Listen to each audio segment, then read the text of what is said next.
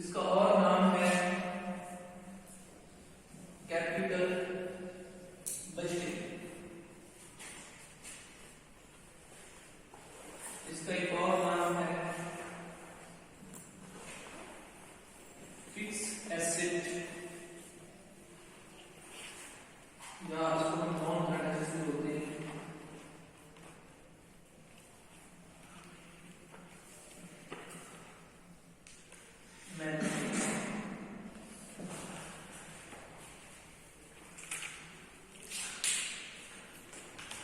बेटा फाइनेंस, ये उस फाइनेंस जो है हमारी, उसमें बेटा पैसे जब आपके पास आते हैं, आप फाइनेंस लेते हो, उसके इंटरनल सोर्स भी है, एक्सटर्नल सोर्स भी है, पैसे आपके पास आ गए, तो अब आपने कहीं ना कहीं उसको लगाना है।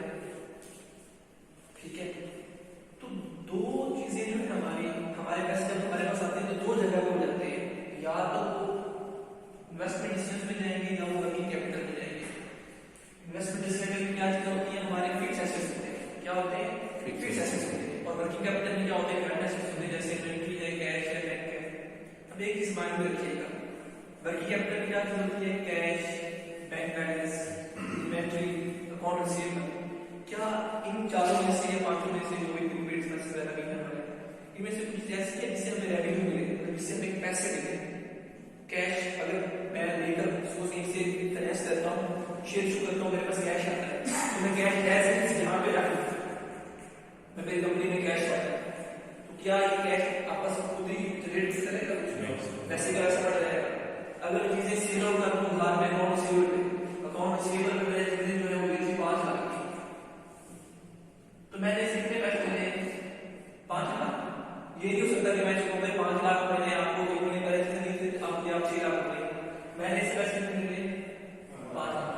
अगर मैं पैसे मेरे पास आए, मैंने फाइनेंस करवाई, शेयर इशू किए, पैसे आ गए, अगर उस पैसों की मैं इन्वेंटरी लेकर रखूं, इन्वेंटरी समझते हैं ना, जैसे हम रिसीव पर्पस की परचेज करते हैं, वो लेकर मैंने ये 2-3 रूम जो है स्टोर कर दिए।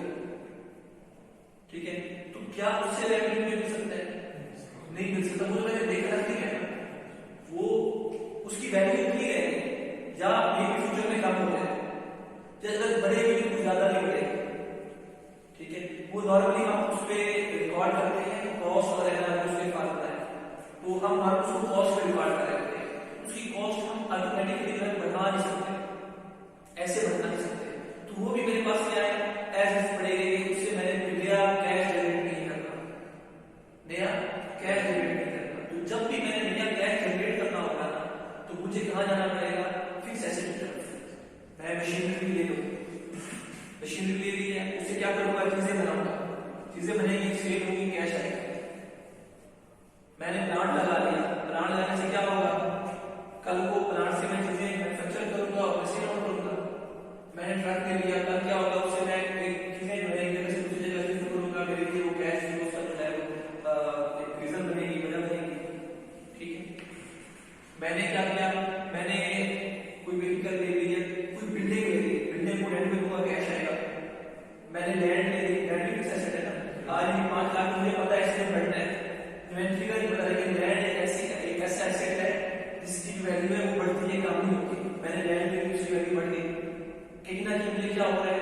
कैश जनरेट हो रहा है, कैश उसकी जो वैल्यू है, उसकी जो बात है वो बढ़ रही है।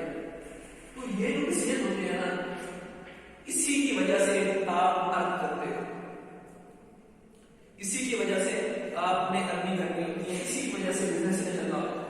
अगर सभी कुछ लेकर आप अपने पास रख लोगे, कैश लोगे, कैश अपने पास रख लोगे, तो कभी भी बिजनेस प्रॉफिट नहीं जा सकता, क्योंकि वो तो आपके पास एसेट्स पड़ा है, उसमें तो कुछ चीज नहीं है, पैसे का वैसे पड़ा रहेगा, कुछ चीज नहीं है। लेकिन जब उसको आप कहीं ना कहीं इन्वेस्ट करोगे, जो कैश आप ले रहे हो कहीं ना कहीं इन्वेस्ट कर रहे हो, तो उसका करता है। आप एक बैंक की एग्जांपल लेते हैं, बैंक क्या करता है? लोगों से पैसे लेते हैं, उधार में देता है ना, लोन देता है, बैंक लोन देता है, लोन देता है, लोन लेता है एक क्या कहते हैं मिनिमम रेट पे, और आगे जो मैक्सिमम रेट पे है 5% लेते हैं, 8% पे देता है। ठीक है, अगर वो 5% पे लोन जो है लोन ले और अपने पास रख ले, भाई मेरे पास पैसे पड़े, फिर क्या होगा? बैंक बंद हो जाएगा, उसने रेवेन्यू जनरेट नहीं करना, तो रेवेन्यू जनरेट करने के क्या जरूरी है? वो आगे भी इन्वेस्ट करे, उसे किसी को लोन दे या भी ऐसी है, अगर कंपनी में आप कैश लेकर आ रहे हो, अगर ऑनर उसमें पैसा लगा रहे हैं, अगर आप प्रेफर्ड स्टॉक के जरिए पैसा लेकर आ रहे हो, अगर आप डिबेंचर्स के थ्रू लेकर आ रहे हो, अगर आप बॉन्ड्स के थ्रू लेकर आ रहे हो, अगर आप कहीं से बैंक लोन लेकर बिजनेस में पैसा लेकर आ रहे हो, पैसा ले आना मुश्किल बात नहीं है।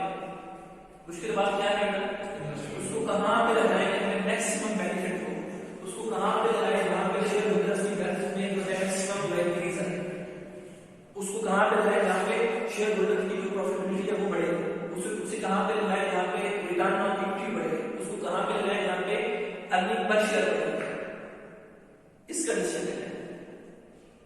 तो वो डिसीजन आप कैसे लेंगे, उसकी कुछ टेक्निक्स हैं, ठीक है, कैपिटल बजटिंग की, ये सब एक ही नाम है ना, तो मैं इसको नाम कोई नाम भी यूज कर सकता हूँ, आपने तो यूज नहीं करना, तो हमने उसकी कोई ना कोई टेक्निक्स हैं, वो टेक्निक्स यूज करेंगे। अब हर टेक्निक में कोई ना कोई फ्लॉ है,